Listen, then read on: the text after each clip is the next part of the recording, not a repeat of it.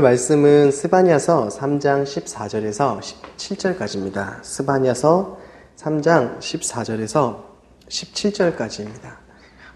스바냐서 3장 17절 같은 경우 워낙 유명한 말씀이라 다들 아시는 말씀일 텐데 우리 같이 오늘 말씀을 보면서 어떤 의미인지 우리 같이 살펴봤으면 좋겠습니다. 찾으셨으면 우리 한 목소리로 읽도록 하겠습니다. 오 시온에 따라 노래하라. 오 이스라엘아 외치라. 오 예루살렘에 따라 온 마음으로 즐거워하고 기뻐하라. 여호와께서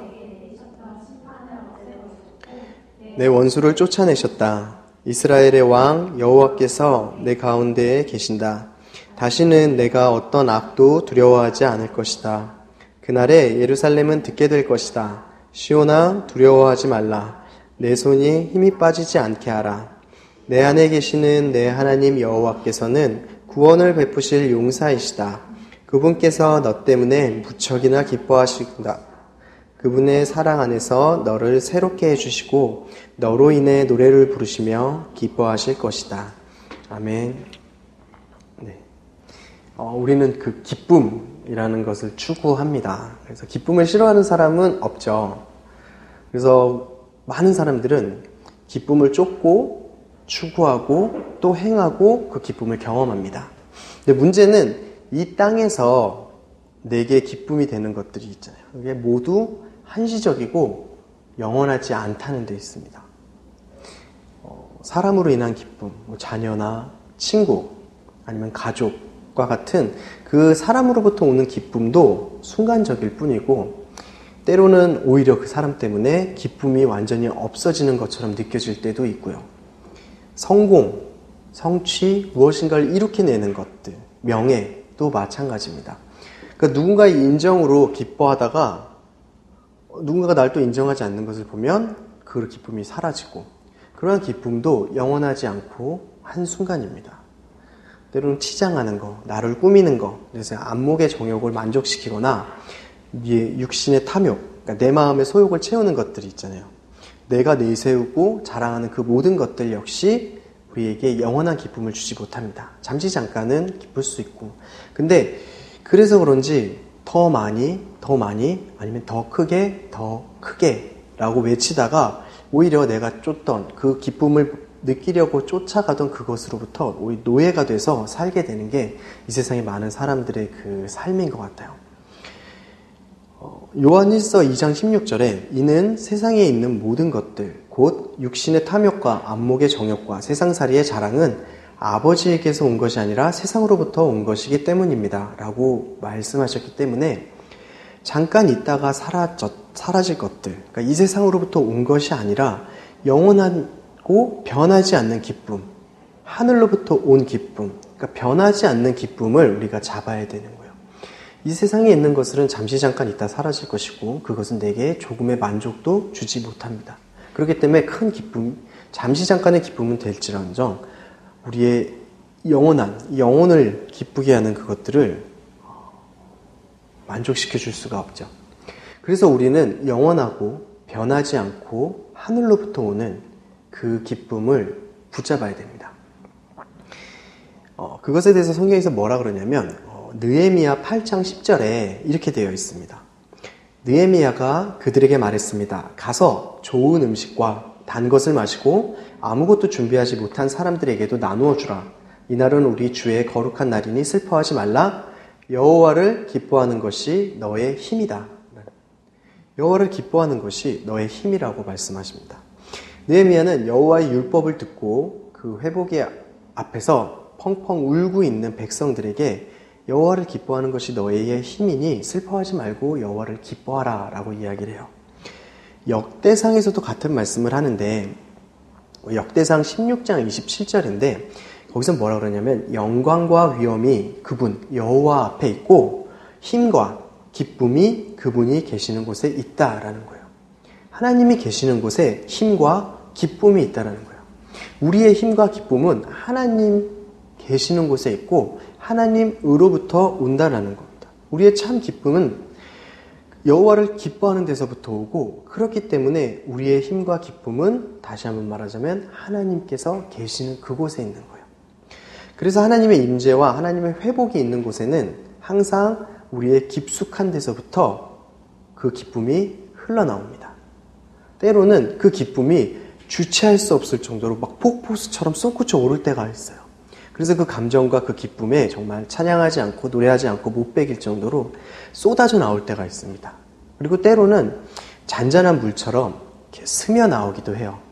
그래서 기쁜가? 라고 느끼지만 이 안에 있는 그 기쁨으로 인해서 소망을 잃어버리지 않고 마음을 지켜나가고 있는 자신의 모습을 볼 때도 있어요.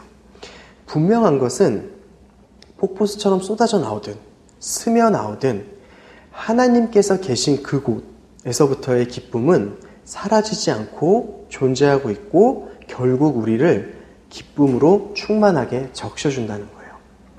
오늘 본문에서도 말씀하십니다. 14절에 오 시온에 따라 노래하라 오 이스라엘아 외치라 오 예루살렘에 따라 온 마음으로 즐거워하고 기뻐하라.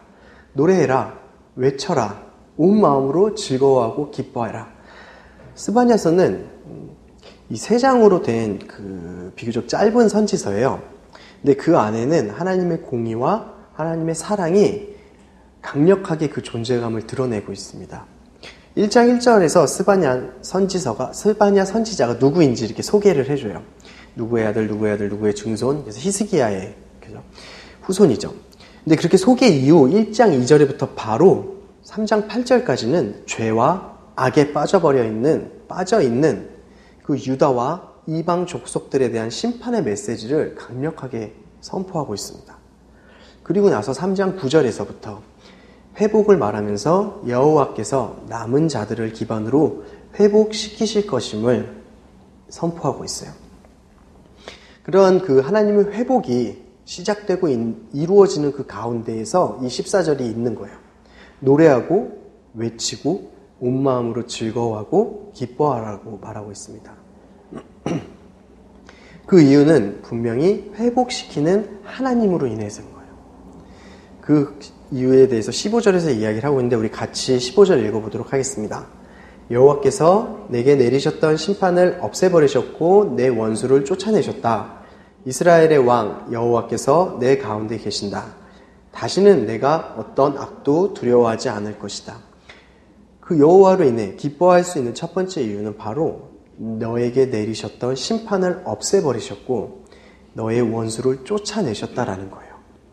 그러니까 여기서 너의 원수는 누구냐면 그 이스라엘을 징계하시기 위해서 하나님께서 도구로 사용하신 나라가 있어요. 아시리아, 바벨론 등 이스라엘을 이렇게 징계하시기 위해서 이 나라를 들어 쓰십니다. 그래서 그들이 이 이스라엘을 공격해 들어오고 이스라엘을 멸망시키잖아요. 그러니까 그 이방 민족들, 그러니까 하나님의 도구로서 이스라엘을 돌이키기 위해서 사용이 되었고, 그리고 그들은 하나님의 뜻을 이루고 나서 하나님께서 자신의 백성을 위해서 쫓아내신다는 거예요. 이렇게 쫓아내셨다라는 거예요. 그리고 그들을 쫓아내신 것은 이스라엘의 입장에서는 하나님의 심판, 하나님의 징계가 끝났다는 것을 의미합니다. 그래서 이 원수들을 사용해서 이스라엘에게 주신 심판이 앞서 있는 그 1장 2절에서 3장 8절까지 쭉 나열되어 있어요. 그 심판인 거예요. 이스라엘이 받은 심판이 무엇일까요? 여러 가지가 있는데 그 이방 국가를 통해서 이렇게 고통과 고난을 겪게 하시죠. 그게 유다를 향한 하나님의 징계이고 하나님의 심판인데 그 이유, 하나님의 왜 이 심판을 내리셨고 하나님께서 이 징계를 내리는 대상이 누군지 이 스바냐서에 쭉 나와 있습니다. 첫 번째는 신상을 만들고 우상 숭배하는 자들이에요. 하나님께서는 우리에게 하나님 외에 어떠한 신도 우리 앞에 두지 말라고 했습니다. 신상을 그냥 만드는 것, 그걸 넘어서 무엇인가, 하나님이 아닌 무엇인가를 의지하고 내 앞에 두는 것, 그래서 그것이 하나님을 가려서 하나님을 보지 못하게 하는 것, 그것 다 우상이라는 거예요. 우리가 어떤 능력을 가지고 있다고, 그러니까 무엇인가가 어떤 이렇게 영적인 아니면 신비한 능력이 있다고 믿고 그렇게 행하고 섬기는 그 모든 것이 다 우상이라는 겁니다. 심지어는 징크스 같은 거 있죠. 우리가 뭐 할 때 계속 이거 하면 왠지 안 되고 이거 하면 되고, 이런 징크스조차도 하나님의 말씀에 엄격하게 비추어 보면 우리가 우상을 섬기는 거랑 크게 다르지 않는다는 거예요. 그뿐 아니라 또 하나님을 믿으면서도 다른 것도 함께 믿는 사람들도 심판의 대상이라고 말씀하세요. 하나님과 우상을 겸하여 섬긴다고 말하고 있습니다. 하나님도 능력이 있으신 것 같아요. 출애굽하신 거 보고 가끔 말씀하시는 거 보면 능력이 있으신 것 같고, 바알도 능력이 있는 것 같아요. 풍요와 다산에는 오히려 아시리아나 저쪽 나라들을 보니까 바알이 더 능력이 있는 것 같기도 하고, 그래서 둘 다 섬기면 어찌됐든 더 센 신인, 둘 다 섬기니까 어찌됐든 더 센 신이 나를 지켜줄 것이니까 나에게 진노가 내리지 않을 것이라는 마음으로 그렇게 했었을 수도 있겠습니다. 하나님을 믿는다고 입술로는 고백은 하는데 돈이나 지위 아니면 권세 아니면 이 세상에서 인정하는 그 힘을 가지기 위해서 열심히 달리고 그것을 가지면 그것이 나를 안전하게 지켜줄 것이라고 믿는 사람들도 이와 다르지 않는 거예요. 나는 하나님을 믿고 교회에 나가고 예배 다 드리지만 나를 지키기 위해서 하나님이 아닌 다른 것들을 너무나 많이 의지하는 거예요. 하나님이 아니라 말은 내가 하나님을 의지해요라고 하면서도 이게 없으면 난 죽을 것 같아서 절대 이걸 포기하지 않는 무엇인가. 어떠한지 세상에서부터 무시당하지 않기 위해서 내가 가져야 되는 어떠한 능력이나 힘이 없으면 안 될 것 같은 것. 그런 모든 것들이 하나님과 그것들을 겸하여 섬긴다고 말할 수 있는 것입니다. 그러니까 그들이 하나님이 아닌 그것들을 의지하는 거죠. 그래서 그렇게 하나님을 의지하지 않는 자들 역시 하나님께서 심판하시겠다고 말씀하시는 거예요. 그러니까 이러한 많은 죄들, 그리고 그 죄들 중에 가장 큰 죄는 하나님 없이 사는 거예요. 그것에 대해서도 스바냐서에서 이야기를 하고 있는데, 아니 가장 큰 죄라기보다는 모든 죄의 근원인 것 같습니다. 하나님 없이 살아가는 것. 스바냐서 3장 2절에서 예루살렘에 사는 하나님의 백성이라고 자처하는 거예요. 그런 사람들에게 하신 말씀이 뭐냐면, 그들은 누구의 목소리도 듣지 않았고, 그러니까 하나님의 선지자들이 와서 이야기를 해도 듣지 않은 거예요. 어떤 권고도 받아들이지 않았고, 돌이키라는 그 권고를 계속해서 무시하고 있고, 그렇게 하면서 그 교만함을 지적하시면서 그것이 여호와를 신뢰하지 않았고 하나님께 가까이 가지도 않는 것이라고 이야기를 하고 있습니다. 그러니까 그들이 누구냐면 하나님을 찾지도 구하지도 않는 자들로서 그들 역시 하나님께서 심판의 대상이라고 말씀하신 거예요. 그러니까 하나님만 의지하고 하나님만이 우리 구원이라고 믿는 자들은, 그런 사람은 하나님께 하루라도 하나님을 찾지 않거나 하나님께 구하지 않으면 살 수가 없어요. 불안해서요.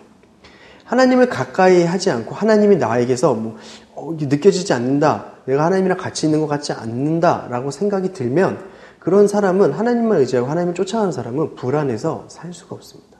그날로 당장 무릎 꿇고 무슨 문제가 있는지, 내 삶에 어떤 게 틀어졌는지, 왜 하나님의 임재를 내가 느끼지 못하는 것인지, 어떤 부분에 내가 둔감해졌는지를 굉장히 민감하게 기도할 거예요. 그러니까 하나님께서는 우리가 온전하게 하나님만 의지하고 하나님만 사랑하시기를 원하십니다. 질투하시는 하나님이라고 하셨잖아요. 하나님과 우리 사이에 10계명의 첫 번째, 그 사이에 무엇이라도 두지 말라 그랬어요. 그 정도로 하나님께서는 우리와의 관계 안에 우리가 하나님을 사랑하고 하나님을 의지하는 것에 있어서 물러서지 않기를 원하시는 거예요. 그리고 또 하나님의 백성들을 괴롭히고 멸시한 자들 역시 하나님의 심판의 대상이라고 말씀하십니다. 그러니까 이렇게 하나님께서 누구누구에게 징계하고 돌이키라고 말하는 사람들의 특징은 이거 하나예요. 하나님 없이 사는 사람들이라는 거예요. 하나님을 부르지 않고, 아까 하나님을 찾지도 구하지도 않는다는 것이 하나님을 적대하는 것이 아니라, 나는 하나님을 믿어요 라고 말하지만 하나님께 도움을 요청하고 하나님의 긍휼을 구하고 하나님께 기도하지 않고도 그냥 하루를 살아갈 수 있는 사람도 포함이 되는 거예요. 어떠한 하나님의 약속을 받았다고 그것에 대해서 하나님 앞에 간절히 매달리지 않고 그냥 나는 나의 삶을 살아가는 거예요.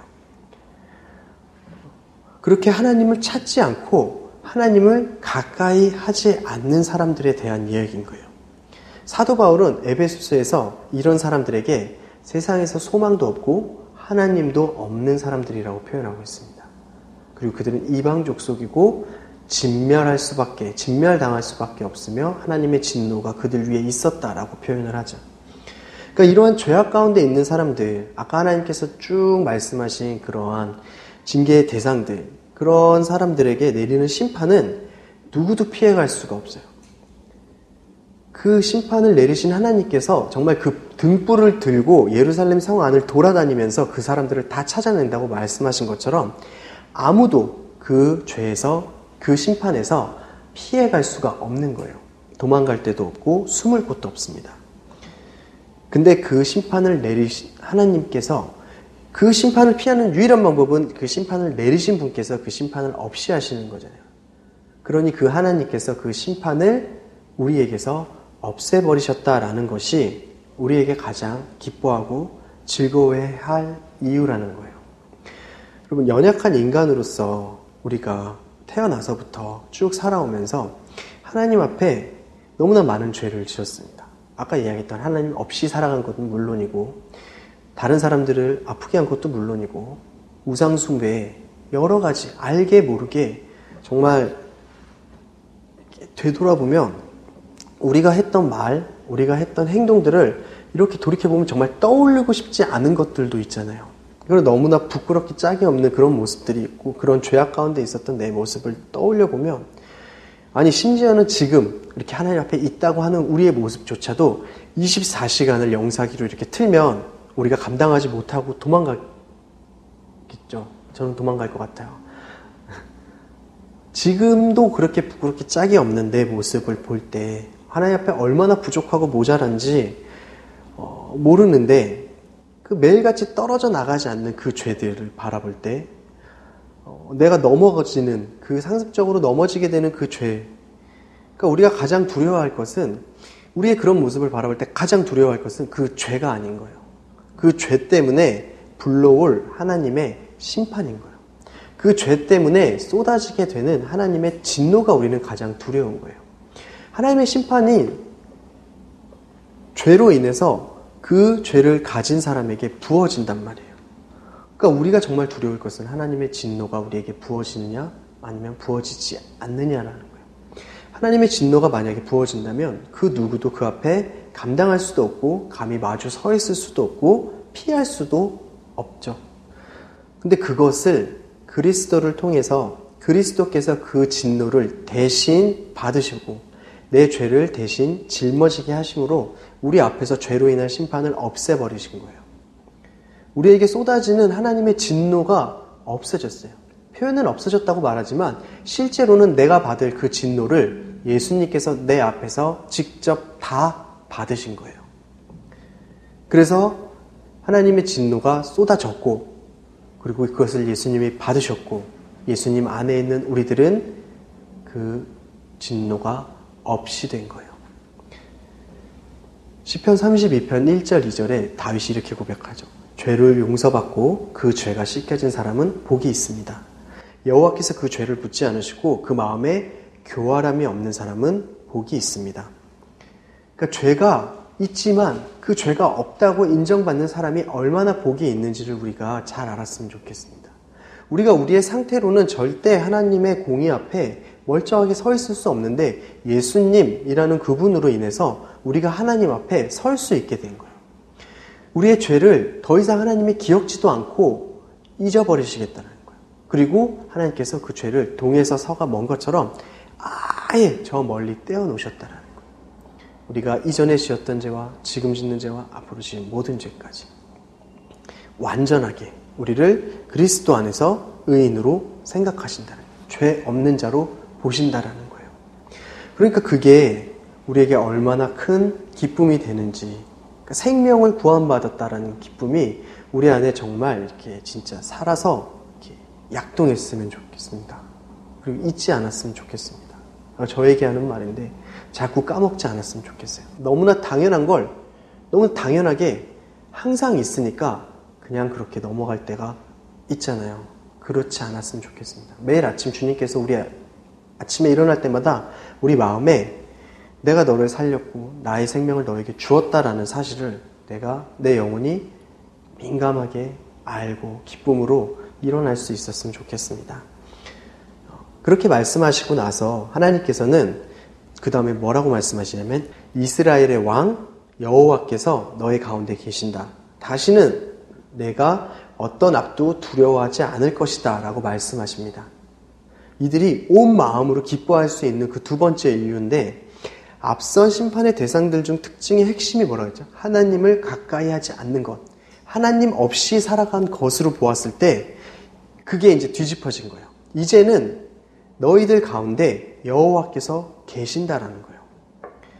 모든 권세 위에 높으시고 만왕의 왕이신 분께서 이스라엘과 함께 있다라는 것은 말씀대로 하나님과 함께라면 이스라엘에게 닥치는 어떠한 악도 이스라엘이 두려워하지 않을 수 있다는 거예요. 하나님의 그 크심과 하나님의 그 전능하심이 그 이스라엘을 완전히 보호하시고 안전하게 지키신다는 것을 말하고 있는 겁니다. 우리를 가장 안전하게 하는 게 무엇일까요? 우리가 가진 어떤 것, 아니면 세상에서 온 것들, 잠시 있다가 사라질 것들은 우리를 절대로 안전하게 하지 못합니다. 잠시 잠깐은 뭔가 안전하게 지켜주는 것 같을지라도 우리가 죽음을 만나고 영원의 세계에 들어갈 때가 되면 그것은 우리에게 아무것도, 아무 영향도, 아무 능력도 펼칠 수가 없습니다. 그러니까 영원하시고 변함없으신 분께서 우리와 함께 하시냐, 함께 하지 않으시냐가 우리의 삶의 가장 큰 문제고 제일 중요한 문제인 거예요. 16절에 그래서 그날에 예루살렘은 듣게 될 것이다. 시온아 두려워하지 마라. 내 손에 힘이 빠지지 않게 하라. 라고 말씀하신 거예요. 왜요? 그 안에 여호와께서 함께 하시니까 너희는 두려워하지 말고 손에 힘이 빠지지 않게 하라는 거예요. 그러니까 폭풍같이 무시무시한 일들이 일어나고 아무 곳에서 피할 곳이 없다고 생각한 그 남은 자들, 이 예루살렘 안에 하나님의 심판 가운데에서 남은 자들이 하나님 안에 있기 때문에 그들은 두려워하지 말라, 낙심하지 말라라는 격려를 받는 거예요. 하나님께. 오늘 본문에서 회복되는 자들 있잖아요. 남겨진 자들, 하나님께서 남겨둔 자들이 누구일까요? 하나님 앞에 의와 하나님의 마음에 온전하게 합해서 살아가는 자, 하나님의 말씀을 완전하게 지켜낸 사람들을 말하는 게 아니죠. 바로 오직 하나님만 의지하고 하나님을 구하고 하나님을 찾던 자들인 거예요. 그러니까 내 손에 힘이 빠지지 않게 하라라는 그 말씀은 하던 일을 우리가 뭔가 하던 일이 있을 거 아니에요. 그 손을 힘이 빠져서 멈추게 하지 말라는 거예요. 근데 그가 하던 일이 뭐냐면 하나님을 구하고 하나님을 찾는 일이었던 거예요. 그러니까 하나님을 구하고 하나님을 찾는 일을 멈추지 마라라는 거예요. 두려워하지 마라. 내가 너와 함께 있다라고 말씀하시는 겁니다. 그러니까 두려운 상황이 몰려와도 가만히 있으면 도저히 감당할 수 없고 죽을 것만 같은, 그래서 얼른 자리를 박차고 일어나서 무언가를 해야만 할 것 같을 때가 다가올지라도 먼저 하나님 앞에서 하나님을 구하고 하나님을 찾는 것을 멈추지 말라고, 그래서 낙심하지 말라고 말씀하고 계신 거예요. 왜냐하면 우리가 아무리 요동하고 애를 써도 하나님께서 구원하지 않으면, 하나님께서 그 상황을 만지시고 해결하시지 않으면 그 상황은 아무런 해결책이 없기 때문입니다. 때론 내가 너무 애써서 해결된 적이 있는데요. 하나님께서 구하지도 않았음에도 긍휼히 여기셔서 도와주신 거예요. 돌이키라고. 하나님께서 여시고 하나님께서 닫으십니다. 모든 상황을 열고 닫음은 하나님께 그 권세가 있고 모든 상황의 구함은 오직 하나님께만 능력이 있습니다. 그렇기 때문에 우리를 구원할 수 있는 그 용사이신 그 하나님을 구하지 않으면 안 되는 거예요. 어떠한 상황이 와도 우리가 가장 먼저 주님 앞에 무릎을 꿇을 수 있는 우리가 되기를 원합니다. 우리 17절 같이 한번 읽어볼까요? 내 안에 계시는 내 하나님 여호와께서는 구원을 베푸실 용사이시다. 그분께서 너 때문에 무척이나 기뻐하실 것이다. 그분의 사랑 안에서 너를 새롭게 해주시고 너로 인해 노래를 부르시며 기뻐하실 것이다. 우리에게 가장 큰, 죄 때문에 죄를 진 우리에게 가장 큰 문제가 하나님의 진노라고 그랬잖아요. 그 하나님의 진노로부터 우리를 구원하실 수 있는 분은 오직 하나님 뿐이신 거예요. 우리를 죄의 속박으로부터 자유케 하실 수 있는 분은 오직 하나님 뿐이십니다. 우리가 이기지 못하는 그 죄, 우리가 애써 피 흘리까지 싸우지만 그럼에도 결국 주님께서 돕지 않으면 이기지 못하는 그 죄도 그것으로부터 자유케 하시는 분도 오직 하나님 뿐이신 거예요.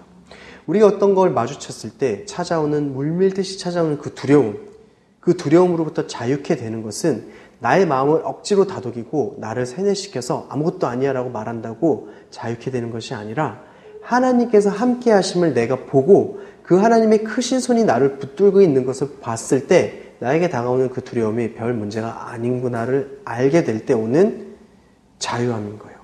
그러니까 그런 두려움으로부터 우리를 자유케 하시는 분도 오직 하나님밖에 없으신 거예요. 우리를 안에 있는 그런 모든 상처들이 있습니다. 그 상처들이 나를 자꾸 올가매고 나를 자꾸 무릎 꿇게 하고 나의 발목을 자꾸 넘어뜨리게 합니다. 근데 그 상처로부터 내가 자유롭고 싶은데 어떻게 해야 자유로워질지, 어떻게 해야 내가 그 상처로부터 온전히 회복돼야 될지 모르잖아요. 근데 그 상처로부터 온전히 회복시키는 방법은 유일하게 하나님의 손에 있는 거예요. 하나님께서 인도하시고 하나님께서 만지시고 일하시기 시작함으로써 우리 안에 있는 상처들이 치유가 되고 회복이 되고 자유롭게 됩니다. 그리고 우리가 영생을 얻어서 천국에 이르게 하시는 분도 오직 하나님 뿐이신 거고요. 그럼 우리가 찾는 그 모든 것은 다 하나님께 있습니다. 우리가 찾는 그 모든 것, 궁극적으로 추구하는 그 모든 것은 다른 데 있지 않고 오직 하나님께 있습니다. 온갖 좋은 선물과 온전한 은사는 위로부터 옵니다. 빛들의 아버지께로부터 내려오는 거예요. 그런 하나님께서 우리 안에 계시다면, 우리가 그런 하나님과 가까이 있다면 우리의 삶이 하나하나 바로잡혀 갈 거예요. 우리의 삶이 회복되어 가는 모습을 내 눈으로 스스로 볼 수 있게 될 겁니다. 우리가 하나님 안에 있고 하나님과 가까이 있고 매 순간 하나님을 구하고 하나님께 묻고 순종하며 나아갈 때 하나님께서 일하시는 것을 볼 거예요. 그렇게 함으로써 사단의 권세가 깨어지고 죄의 권세가 깨어지고 우리의 삶이 자유케 되고 회복되며 기쁨과 즐거움으로 채워질 거예요. 우리 안에 있는 기쁨과 즐거움이 아니라 하나님으로부터 오는, 하나님과 가까워졌기 때문에 하나님으로부터 넘어오는 그 기쁨과 즐거움으로 우리가 채워질 겁니다. 그러니까 이렇게 하나님과 함께하는 것과 하나님과 함께하지 못하는 것은 어마어마한 차이가 있는 거예요. 우리의 모든 것 대신 하나님과 화목하게 하심으로 우리로 하여금 하나님과 가까이 있게 하신 분은 바로 예수 그리스도고요. 그래서 우리가 예수님을 한순간도 놓치면 안 됩니다. 하나님이랑 가까이 있는 게 우리의 유일한 해결책이고 우리의 유일한 방도라면 그 하나님께 가까이 갈 수 있는 방법은 오직 예수 그리스도밖에 없는 거예요. 예수 그리스도를 통하지 않고는 우리가 하나님과 가까이 있을 수 없습니다. 우리가 기도하는 것도 그분의 이름이 아니면 기도할 수 없고, 우리가 하나님께 구하는 것도 그분이 아니면 구할 수 없고, 우리가 하나님께 받는 것도 예수 그리스도가 아니면 받을 수가 없습니다. 하나님을 구하고 하나님을 가까이 하는 것이 우리의 소망이고 우리의 기쁨이 되고 우리의 모든 것이 되지만 정말 하나님과 가까이 할 수 있는 건 의인을 제외하고는 아무도 없기 때문이에요. 우리 같은 죄인은 하나님과 가까이 할 수도 없고 하나님께서 우리와 가까이 하지 않으십니다. 여기 핵심 있죠. 우리가 하나님이랑 아무리 가까이 간다고 하나님께서 우리에게 가까이 오시지 않으면 우리는 하나님과 같이 있을 수가 없는 것처럼요. 근데 주님은 악인은 주와 함께 있지 못하고 주께서 악을 행하는 모든 사람을 미워하신다고 말씀하셨거든요. 근데 그리스도께서 이 땅에 오셔서 우리를 그분과 화목하게 하셨어요. 자신의 몸과 자신의 피와 자신이 그 진노를 받음으로써 하나님과 가까이 할 수 있는 길을 우리에게 열어주셨습니다. 그 길은 예수께서 우리를 위해서 휘장을 통해 열어놓으신 새롭고 산 길입니다. 그러니까 오직 예수님 안에서만 하나님께 나아갈 수 있고 오직 예수님을 통해서만 하나님 앞에 설 수 있는 거예요. 그래서 우리는 예수 그리스도 안에서 우리의 죄악된 양심으로부터 마음을 깨끗이 씻고 맑은 물로 몸을 씻었으므로 확신에 찬 믿음과 참된 마음으로 하나님께 나아갑시다 라고 히브리서에서 권면하고 있습니다. 그리스도 때문에, 그리스도로 인해서 우리가 하나님께 가까이 하면 그리스도 때문에, 그리스도로 인해서 이제 하나님께서 우리에게 가까이 오실 것이에요. 그분이 오셔서 하시는 일은 우리를 그분의 사랑 안에서 새롭게 하실 것입니다. 그리고 새롭게 되어서, 그러니까 우리가 새롭게 돼서 하나님 안에 들어가는 게 아니에요. 그분이 오셔서 우리를 새롭게 하신다는 거예요. 우리가 하나님과 가까이 있기만 하면 하나님께서 우리를 새롭게 빚어 가신다라는 거예요. 우리를 먼저 부르시고 그리고 나서 의롭다 하시고 영화롭게 하신 거예요. 매일 매 순간 우리가 하나님을 구하고 하나님을 찾고 하나님을 붙들고 하나님께 부르시기를 원합니다. 끊지 못한 죄가, 습관적인 죄가 나를 자꾸 넘어뜨리고 내가 그 죄에 넘어질 때마다 스스로가 너무 한심하고 정말 답답하고 절망적일지라도 하나님께 구하시면 하나님의 능력이 우리를 자유케 할 거예요. 그 죄를 넘어갈 수 있습니다. 하나님께서 하시면요. 예전의 상처가 나를 자꾸 힘들게 하고 자꾸 떠오르고 넘어지게 하면 그 상처를 주님 앞에 내놓고 주님께 구하십시다. 그러면 그분이 분명히 회복시켜 주실 거예요. 도저히 감당 못할 상황들이 막 폭풍같이 다가오면 우리가 막 수를 찾아서 헤매는 게 아니라 먼저 주님 앞에 무릎을 꿇는 우리가 되기를 원합니다. 구원이 하나님께 있기 때문입니다. 우리 마지막으로 그 시편 73편 28절 같이 읽고 기도하기를 원하는데요. 시편 73편 28절입니다. 하나님께 가까이함이 내게 복이라. 내가 주 여호와를 나의 피난처로 삼아 주의 모든 행적을 전파하리이다.